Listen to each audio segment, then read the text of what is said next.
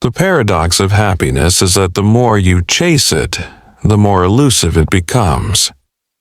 However, what lawyer-turned-author Gretchen Rubin proposes in the Happiness Project is that instead of searching for happiness, we become more open to life's joyful moments. We may find that, as Wordsworth once wrote, we're surprised by joy. This stunt genre-style book chronicles the 12-month adventure of test-driving the wisdom of the ages, historical lore, cutting-edge scientific research, lessons from popular culture, and good old common sense about how to be happier. Sidonie Collette said, "What a wonderful life if only I had realized it sooner." These words struck our author and made her reflect deeply on her own happiness. She wondered how, if at all possible, she could invite more happiness into her life. Rubin had an epiphany on one rainy Tuesday afternoon in the unlikeliest of places, a city bus. She then realized that the days are long, but the years are short. Sitting on the bus that day, she grasped two things. She wasn't as happy as she could be, and her life wasn't going to change unless she made it change. We might think that happiness is subjective, and that everyone's pursuit of happiness is different. So, how might someone else's happiness project apply to our life's journey? Rubin hopes that reading an account of her happiness project will inspire us to start our own. And although everyone's happiness project will be unique, there's great value in learning about another's idiosyncratic path towards happiness.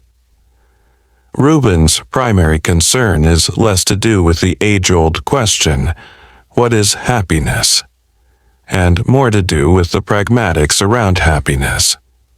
She suggests that we focus on what we can do daily in our busy lives to lay a foundation for more moments of happiness. We'll briefly cover the basic steps of Gretchen Rubin's Happiness Project, and because we don't have all year, we'll just explore 3 key lessons from the book.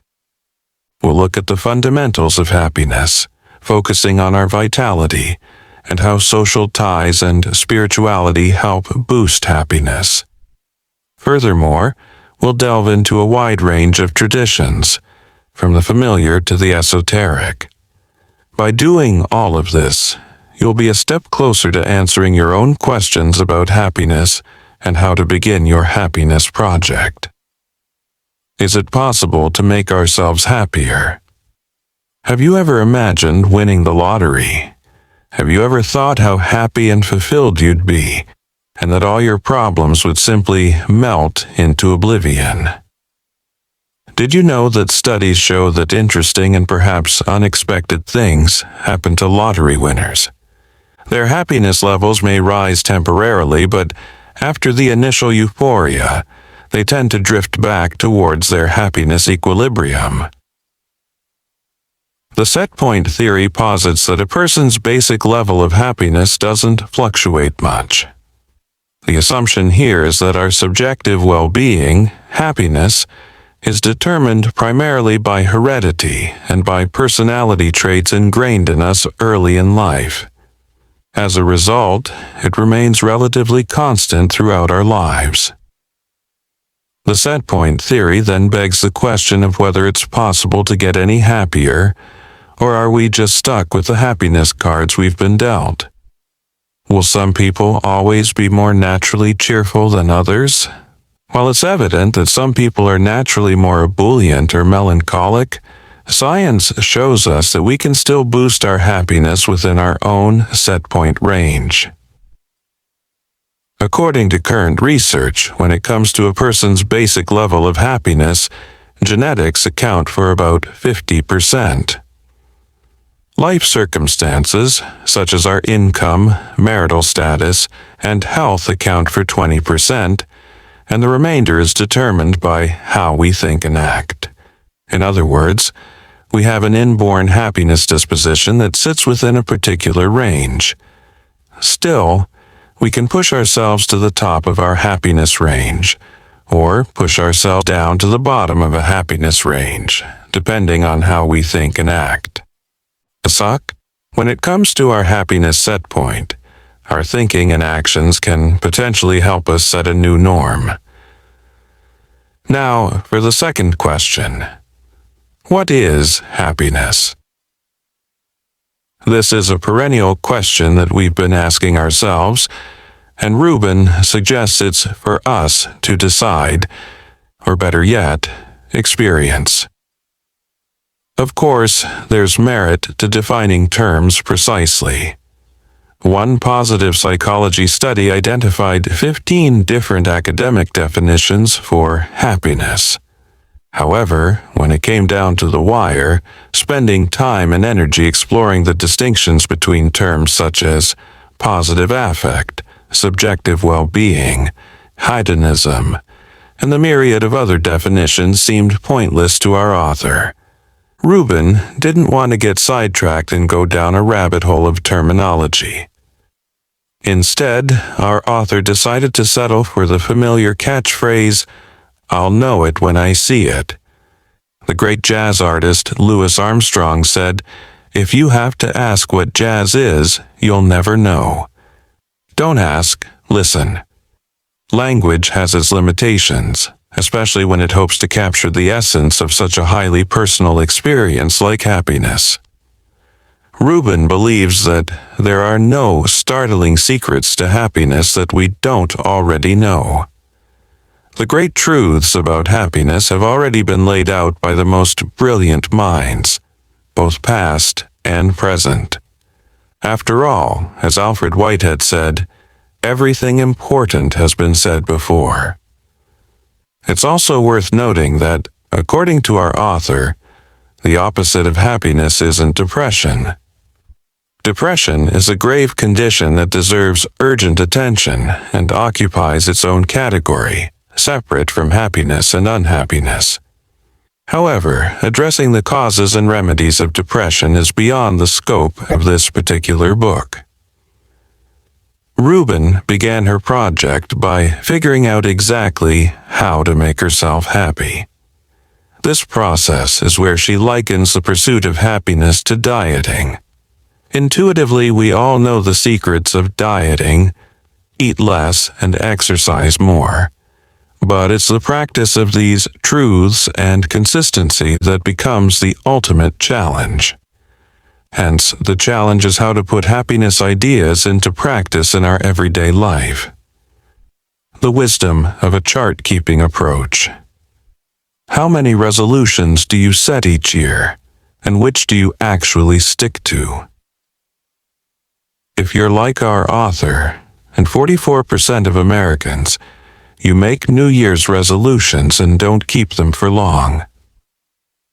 If we want to follow through with our good intentions, we need to set concrete goals, keep a resolution chart, and track our progress. Just stipulating something abstract like "be healthier" isn't going to cut it.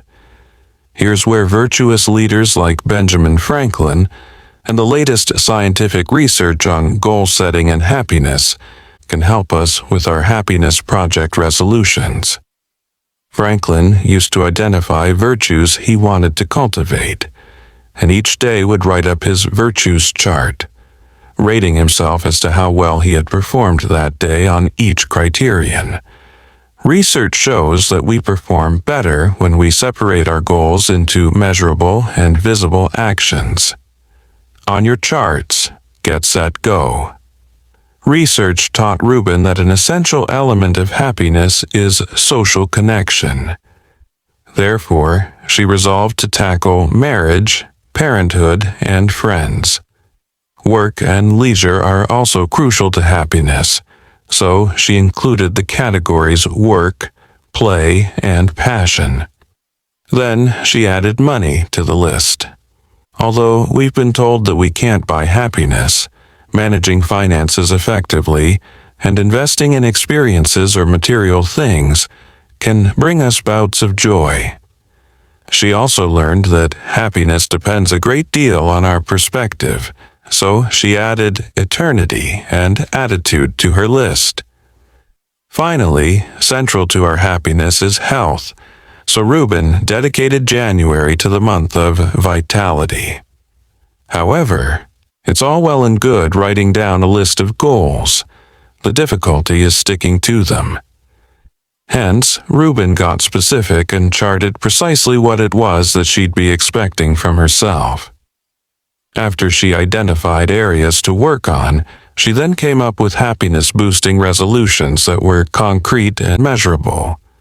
So, for January, get more sleep was one of her vitality action items. Inspired by the Benjamin Franklin chart-keeping method, Rubin designed her version of a scoring chart system. She created a calendar where she could record all her happiness-related action items and gave herself a daily tick for good or a cross for bad next to each resolution. Now that we're up to date with the why and how behind starting a happiness project, let's dive into some key insights around what we might want to do to invite a little more happiness into our lives. Do you need an energy boost? Rubin kick-started her year by dedicating the month of January to boosting her vitality. Health and energy are essential elements of life satisfaction. Being happy energizes us, and at the same time, having more energy makes it easier for us to engage in activities. As we know from Eat, Move, Sleep, exercise, and diet are the basic requirements for energy. So, on January's to-do list, Rubin's action items included go to sleep earlier and exercise better. While these may seem to be common sense, they're not always common practice. How often do we tell ourselves that we'll go for a run, only to run out of energy when the time comes to put on our running shoes? Rather than set strenuous targets, setting smaller targets like a daily 10-minute walk can boost energy levels. If you want to take it one step further, getting in 10,000 steps a day has been shown to increase energy levels effectively. To that end, Rubin got herself a pedometer and started keeping track of her daily steps, which helped her to feel more energized, motivated, and conscious of moving throughout the day.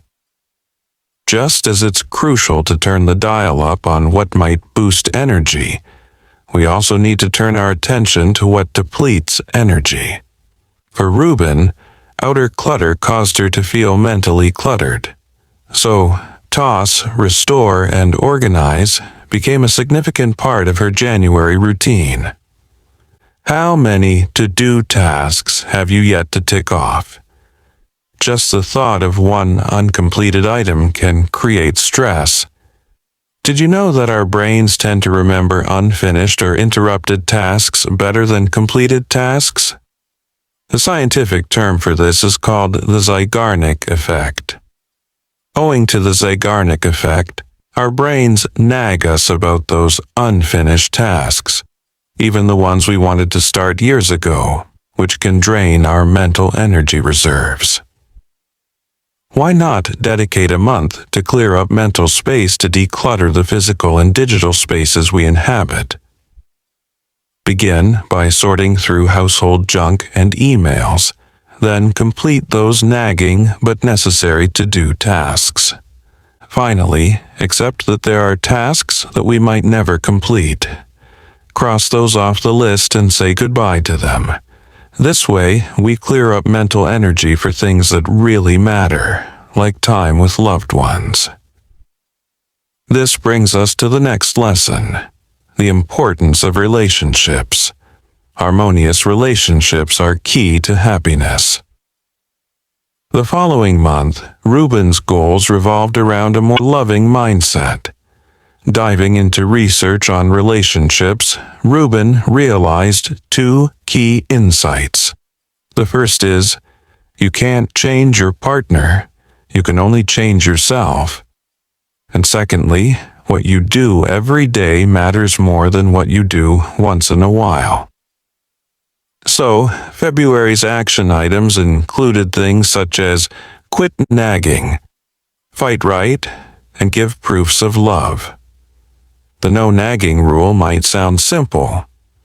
However, it took a considerable amount of focus for Rubin to be more intentional and aware of how her words and actions affected her relationships. But it worked. For example, rather than force her husband to take out the trash with a rude, accusatory tone, she simply uttered a neutral, one-word reminder like, garbage. This instantly lifted her mood and reduced unnecessary stress that came from nagging. In terms of fight right, Rubin made a conscious effort to see the light in a fight. Fights with our significant other are often charged with negative energy, but Rubin wanted to change that. If an argument was brewing, she decided to fight with an intention that would benefit both her and her husband. She chose to compromise where she could, and when possible, even laughed. Research shows that our brains cling to negative experiences and feelings more easily and deeply than positive ones. In any relationship, it takes about 5 positive actions to correct one negative one. Bearing this in mind, trying to reduce unnecessary negative actions and feelings and make room for positive experiences helps strengthen our relationships. Rubin wanted to show her appreciation for her husband through random acts of kindness to create room for more positive experiences. These were small and simple and came without expecting anything in return. According to our author, everyday niceties matter more than big gifts once a year. On the note of buying gifts, this brings us to whether money can buy happiness. Spending money thoughtfully and in the right way can boost happiness. One of Rubin's revelations from her happiness project is that most people don't spend enough time thinking about how money can buy them some happiness. The idea that money can buy happiness is a controversial one, but worth unpacking. She says, when money or health is a problem, you think of little else. When it's not a problem, you don't think much about it. Some of our biggest worries include financial anxiety and job insecurity. But what if, alongside our financial fears, we developed a proactive approach to how we spend our money? Rubin believes, whether rich or poor, the choices we make about how we spend money can either boost or undermine our happiness. Sometimes, we might need to spend small sums of money in order to achieve our desired happiness outcomes. For example, Rubin spent money on a party for her sister to foster sisterly bonds. On another occasion, she unashamedly purchased a pricey food processor, which she has happily used ever since to make healthy fruit shakes for herself and her family. Knowing what not to buy is just as important as knowing what to buy.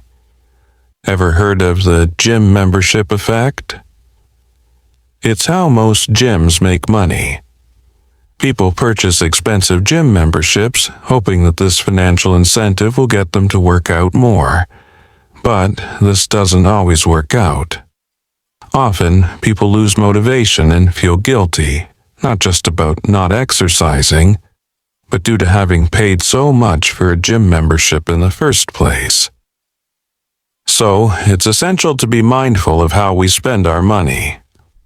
The thrill of impulsive, meaningless purchases is often short-lived, but a wise purchase that aligns with a larger, more meaningful goal might just make us happier in the long run. In conclusion, the core message behind Rubin's book is that happiness might be different for all of us, but we're all capable of boosting our own happiness. As with all projects, happiness takes time, effort, and attention to detail. We begin the project by choosing to get started. Then we learn to recognize what makes us happy. This is where we write a list and reflect on what truly matters to us. Once we've done this, we can begin to take concrete steps towards making those things happen. Rubin covers a variety of areas and related happiness action plans that offer us a blueprint to chart our own happiness project. As you decide what happiness-boosting tasks to undertake, remember the cliché about life being a journey and not the final destination. The journey is what really counts. So why not get out those magic markers and glitter and add some much-needed sparkle to your very own happiness project? So,